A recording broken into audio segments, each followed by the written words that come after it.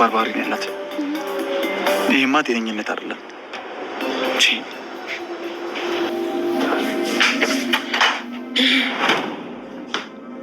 እንዴ ምን ሆነሻል? ጠይቅሽ ነው የመጣሁት። እሺ ምንድን ነው? ጠይቂ። እውነቱን ንገሪ። አንቺ ነሽ አይደል የወሰድሽው? ንገሪ። ምኑን?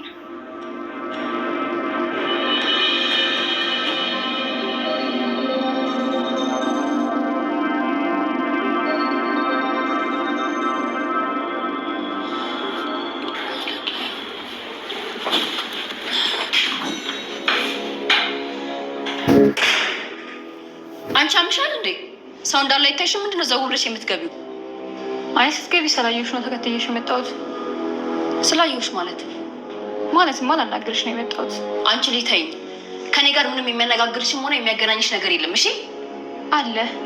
አንቺ ብቻ ጆሮሽን ስጭኝ። ደስ የሚል ዜና ነው ያለኝ ላንቺ። ከአንቺ ምንም አይነት ጥሩ ዜና አይወጣም። በቃ ተኛ፣ ጨቅጭቂኝ። እኔ ጸብ አልፈልግም። በቃ ዝም በይና የራስሽን ኑሮ ኑሪ። እውነቴን ነው። ትልቅ ዜና ነው የምነግርሽ። ማንም ሰው ሊነግርሽ የማይችለውን ዜና። ሁሉም ሰው ደብቆሻል። የኔ ምስኪን። ምንድን ነው? ተናገሪ። ስለ በፊቱ ፍቅረኛሽ ነው የምነግርሽ። ባለሳሳት አንቺ የምታውቂው እንደሞተ ነው አይደል? ምን ለመቀባጠር አስበሽ ነው? ለምንድን ነው እሱ ማንሳት ያስፈለገሽ? የኔ ቆንጆ ፍቅረኛሽ አልሞተም። እሺ እውነቱን ደብቀውሽ ነው ማለት። ቆይ ጠብቂ፣ ካላመንሽ ላሰማሽ።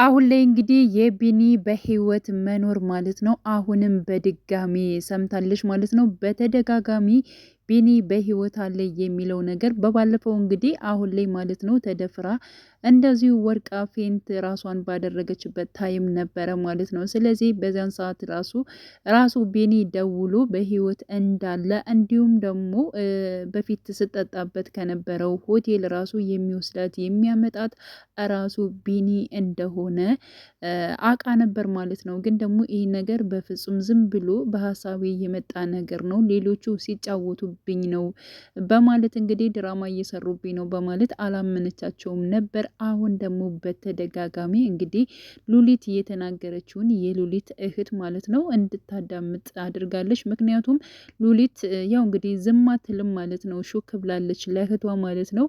ሹክ ስትላት እንግዲህ የድሮ ጉደኛዋ ወይንም ደግሞ ፍቅረኛዋ በህይወት አለ፣ ግን ደግሞ እሷ የወንድሟ ጥላት እንደሆነ ስለሚታወቅ በህይወት እንደሌለ ነው እሷ የምታውቀው፣ ግን ደግሞ በህይወት አለ ብላለች ማለት ነው። ያ ማለት እንግዲህ የናታን ጠበኛ ወይንም ደግሞ ናታንን ከዚህ በፊት ያው ጎርቶት ስለነበር ከዚያ አንጻር የእሷ ፍቅረኛ ቢኒያም ነው፣ ቢኒያም ደግሞ በህይወት አለ በማለት እንግዲህ ለራሷ ለእህቷ ተናግራ ነበር ደግሞ ማለት ነው። እህቷ ደግሞ ስልኳን ከፈት አድርጋ ቀርታታለች ማለት ነው። እና ሉሊት ስታወራ ይብን ምንድን ነው የምታስቢው? ሌላ የሆነ ተንኮል እያሰብሽ ነው እንዴ በማለት እንግዲህ ጠይቃት ነበር። አራ አይደለም እና ምግብ ልንበላ አይደል እንዴ ውርር ነው፣ ለምንድን ነው ምግብ እንባን በለው እያለች እንግዲህ ሉሊት ጠይቃት ነበረ። በቃ አልማዝ ከላይ ደርሼ እመጣለሁኝ በማለት እንደገና ተሳስታ ሉሊት በማለት እንግዲህ ጠርታታለች ማለት ነው። ስለዚህ አሁን ላይ እውነታውን ማለት ነው በእርግጠኝነት ያው ውጪ ምንም ይሁን ምንም ይህን ነገር ለማጣራት ትሞክራለች ከአንዴም ሁለቴ። እንግዲህ የቢኒ በህይወት መኖር እየተነገራት ይገኛል። በዚህ ጉዳይ ደግሞ ሉሊት ታውቃለች፣ ሉሊትን ታፋጥጣታለች፣ ትጠይቃታለች ማለት ነው። ሲቀታን እንግዲህ ጼንም ሲመክራት ነበረ። ልጁ የግድ መወለድ መቻል አለበት፣ ችግር የለውም የግድ አሳድጊው አልልሽም፣ ግን ደግሞ ልጁ መወለድ አለበት በማለት እንግዲህ በራስሽ ስህተት ሌላ ነፍስ እንድታጠፊ በፍጹም አልፈልግም። በሁሉም ነገር ላይ እኔ ከጎንሽ ነኝ። በመጀመሪያ ነበር ከዚህ ነገር መጠንቀቅ ያለ፣ ግን ደግሞ ካልሆነ ደግሞ የመጣውን ነገሮች በሙሉ መቀበል ግዴታ አለብሽ ጽ ስለዚህ የተሳሳተ ነገር እሰራለሁ ብለሽ እንዳታስቢ በማለት እንግዲህ አስጠንቅቋታል ማለት ነው ናታን ማለት ነው። እና ሲቀጥል ያው ስለ አቤል ነገር ማለት ነው። አቤል ይህን ነገር በእርግጠኝነት እሱ አድርጎታል ብለሽ ታስቢያለሽ በማለት እንግዲህ ጠይቋት ነበረ ጺን ማለት ነው። እና ጺ በእለቱ እኔ ምንም ራሴን አላቅም ነበር፣ ራሴን ስቼ ምንም እማቀው ነገር የለኝም፣ ግን በእርግጠኝነት እሱ ነው እንደዚህ ያደረገው። ሲቀጥል ፍቅረኛሽ ነበር ወይንም ደግሞ ስለ ፍቅር ጀመራቸው ነው የሚል ጥያቄ ራሱ ናታንም እንደዚሁ ጺን ጠይቋት ነበረ።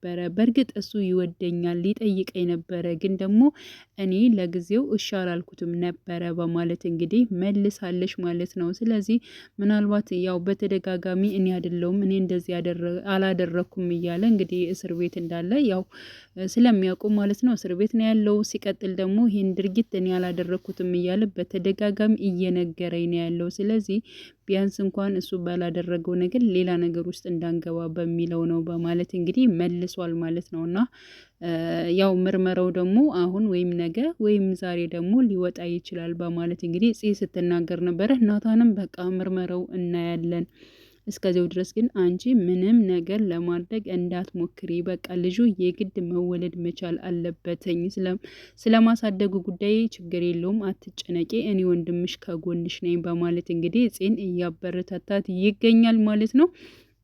ሌላው እንግዲህ ያው ናታን ማለት ነው ስልክ ተደውሎ በሳሚ በኩል እጅግ በጣም የሚሰሩት ስራ ኪሳራ ውስጥ እንደሚገባና ከዚህ በፊትም ጓደኛው ወይንም ደግሞ ከሳሚ ጋር የሚሰራው ግለሰብ እጅግ በጣም ኪሳራ ውስጥ እንደገባ ቤቱንም ደግሞ በብር አስዞ እደውን እንደከፈለ እና ጥራት ያላቸው እቃዎች አይደለም እያስመጣ ያለው፣ ስለዚህ እባክን ተጠንቀቅ በማለት እንግዲህ ደውሎ ለናታን ነግሮታል ማለት ነው። ናታን እጅግ በጣም ነው የተናደደው። እስካሁን ተሸውጃለሁ፣ ከዚህ በላይ ግን ማንም ሊሸውደኝ አይችልም በማለት እንግዲህ የስራ አጋሩን ወይንም ደግሞ አብሮት ከሚሰራው ጋር ተገናኝተው ነበረ። ምን ያክል የሚያመጣው እቃ ንጹህ ነው ወይንስ ደግሞ አይደለም የሚለውን ነገር ለማወቅ ፈልጓል። እንዲሁም ደግሞ ጠይቆት ነበረ። አዎ በጣም ጥራት ያላቸው እቃዎች ናቸው በማለት መልሶለታል ማለት ነው። ግን ደግሞ ያለ ሁልጊዜ እንዴት ልንገናኝ ወይንም ደግሞ ልደውልልኝ ቻልክ በማለት ጠይቆት ነበረ። የስራ ባልደረባ አይደለህ እንዴ? ምን ችግር አለው? በፈለግንበት ሰዓት ስለ ስራ ጉዳይ ብደውልልስ በማለት እንግዲህ ናታንም መልሶለታል ማለት ነው። አይ እሱስ ትችላለህ በማለት ልክ ከመኪና በወረደ ሰዓት ከዚህ እስካሁን ሌሎቹ ያጃጃሉኝ ይበቃል እንጂ ከዚህ በኋላ ማንም ሊጫወትብኝ አይችልም በማለት እንግዲህ ሲናገር ሰምተነዋል ማለት ነው። ስለዚህ እውነት ለመናገር ደውሎ የተናገረው በጣም ጥሩና እንዲሁም ደግሞ ለናታን ጥሩ ነገር ነው ያደረገለት። ምክንያቱም አሁን ላይ ነገሮቹ ተስተካከልልኝ ወደ ራሴ መጣ እያለ ባለበት ሰዓት ላይ ደግሞ በስራ ምክንያቱ ሌላ ነገር ውስጥ ብስጭት ውስጥ ከሚገባ እንደዚህ ደውሎ ስለነገረው ማለት ማናቸውም ይሁን ያ ጉዳት በራሱ ላይ ስለደረሰበት ሲቀጥል ደግሞ አንተ ስለሆንክ ከሱ ጋር እየሰራ ስላለ ቀጣይ ደግሞ አንተ ትከስራለህና አስታውል በማለት እንግዲህ ደውሎ ለናቱ ነግሮታል። ናቱም በምናምንሃለው ምናምን ብሎ ሲጠይቀው የመጡት የገቡት እቃዎች ራሱ ኦሪጂናል እቃዎች እንዳልሆኑ በዛ ራሱ ማረጋገጥ ትችላለህ በማለት እንግዲህ ነግሮታል ማለት ነው። ሲቀጥል በጣም እንትን ሰው እንደሆነ ከመጀመሪያውን ቤቱ ራሱ ከሉሊት ጋር ሲገናኝ ያው ሰውየው ማለት ነው ሆን ብሎ ማለት ነው ናታንን እንደቀረበው የታወቀ ጉዳይ ነው ማለት ነው። ስለዚህ አሁን ላይ ስለነቃ እጅግ በጣም ነው ደስ የሚለው ማለት ነው። ሌላው እንግዲህ ስለ ሀንቹ ቃልን ለምንድን ነው እያለች እንግዲህ እሷ ልጅቷ ነች ይሄን ፋይል የወሰደችው በማለት እንግዲህ ሀንቾ ለቃል እየተናገረች ለወንድሟ ትገኛለች ማለት ነው። በፍጹም እሷ አይደለችም፣ እንዴት ነው እሷ ከኔ ክላስ ውስጥ ገብታ የምትወስደው? ከኔ ክላስ እንዳትገባም አስጠንቅቂያታለሁኝ፣ ስለዚህ በፍጹም እሷ አይደለችም በማለት እንግዲህ እየተናገረ ይገኛል ማለት ነው። እና አሁን ላይ እሷ ግን ሀንቾ ምንም ነገር አልተሰማትም ማለት ነው። በእርግጠኝነት እሷ ነች የወሰደችው፣ ከኔና ከእሷ ውጭ ከዚህ ቤት ማንም የለም እና ለምንድን ነው ሲቀጥል ደግሞ አንዳንድ የምጠይቃትን ጥያቄ ለምንድን ነው እየፈራህ ይብን ራሱ የምጠይቃት እያለች እንዲሁ ቃልን ስታናገረው ነበረ ማለት ነው። ሌላው ስለ ናታን ጉዳይም አውርተዋለች ቃል ማለት ነው። ስለ ናታን ጉዳይ ምንድን ነው ከዚህ በፊት ሲከታተላት እንደነበር እንዲሁም ደግሞ በስልኳ ሲያወራት እንደነበር እንደ ፍቅረኛ ምናምን በቃ ትዳር እንደሌለው ሆኖ ሊቀርባት እንደሞከረ ምናምን ነገር ያለውን ነገር ለቃል ነግራለች ማለት ነው። ለወንድሟ ግን ደግሞ እንድትጣሉ ወይንም ደግሞ እንድትጨቃጨቁ አይደለም የነገርኩ ግን ደግሞ መናገር ስላለብኝ ነው በማለት እንግዲህ ያው ለወንድሟ ተናግራለች። እስካሁን ለምንድን ነው ያልነገርሽኝ? ግን ደግሞ እንኳንም አሁን ነገርሽኝ፣ እንኳንም ነገሩን አወቅኩት። ግን ደግሞ ያችን የምትመስል ቆንጅዬ ሚስት እያለችው እንዴት ነው አንቺን እንደዚያ ሊያደርግ የቻለው? ለማለት እንግዲህ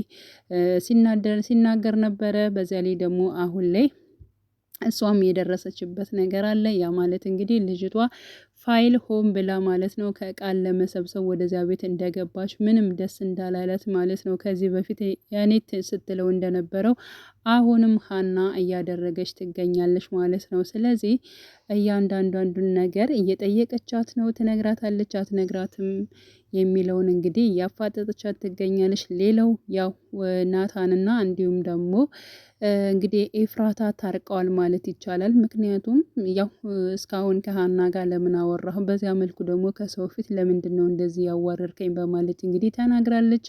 አንቺም እኮ ቃልን ቤት ድረስ ጋብዘሽዋል፣ አምተሽዋል። ስለዚህ አንቺ እንደዚያ ስላደረግሽ እኔም እንደዚያ አድርጊያለሁ። አንቺም ጥፋተኛ ነሽ፣ እኔም ጥፋተኛ ነኝ። ስለዚህ ያለፈ ጉዳይ ነው። በዚህ ጉዳይ ሁላችንም አንቺም እኔም እንተዋወቃለን፣ ይቅርታ ብለን ትዳራችን መምራት የግድ አለብን በማለት እንግዲህ ያው ናታንና እንዲሁም ደግሞ ኤፉ ተነጋግረዋል ማለት ነው። ኤፉም እሺ ብላለች። ግን ደግሞ በዚያ ፊት ከቤተሰቦች መሀል እንደዛ መዋረድ ነው እኔ ያናደደኝ በማለት እንግዲህ ያው ተናግራለች። እናቱም እነሱም ቤተሰቦቻችን ናቸው፣ ያው ለክፉ አሳልፈው አይሰጡንም፣ ችግር የለውም ብዙም አትጨነቂ፣ ስላለፈ ጉዳይ አንቺም እኔም አሳልፈነዋል፣ ስለዚህ ሁለታችንም ጥፋተኞች ነን በማለት እንግዲህ ጥፋታቸውን አርመዋል። በነገራችን ላይ ረጋ ብሎ መነጋገር በትዳር ላይ ያው ብዙ ስህተቶች ሊኖሩ ይችላሉ። ዋናው ረጋ ብሎ መደማመጥና መነጋገር ሲኖር ደግሞ ወደ መስማማቱም ይመጣል ማለት ነው እና ያው ሲነጋገሩ እጅግ በጣም ደስ ይላሉ ማለት ነው እና በጣም አሪፍ ነው። ተስማምተዋል ማለት ይቻላል። እና ቀጣይ እንግዲህ ምን ሊፈጠር ይችላል የሚለውን የጽ ጉዳይና እንዲሁም ደግሞ የሀንቾ ጉዳይ ልጅቷን የምታፋጥጣት ማለት ነው ምን ላይ ይደረሳል። እንዲሁም ደግሞ የአቤል ምርመራ ተሎ መውጣት መቻል አለበት። አቤል ይሄን ድርጊት እንዳላደረገው መታወቅ መቻል አለበት። ራሱ ዘበኛው መጋፈጥ መቻል አለበት ብዬ አስባለሁ ማለት ነው። ምክንያቱም ያው ናቱ ማለት ነው ከሚወዳቸው ጓደኞቹ በጣም ብዙ ጊዜ እንትን እያለ ስለሆነ ስለዚህ አቤል ምንም ነገር እንዳላደረገ ንጹህ እንደሆነ መታወቅ መቻል አለበት ብዬ አስባለሁ። እንግዲህ ቀጣይ ፓርቱን ሁላችንም በጉጉት የምንጠብቅ ይሆናል። ወደ ቻናሌ ተከታታዮች ቤተሰቦቼ በያላችሁበት ሰላማችሁ ይብዛልኝ።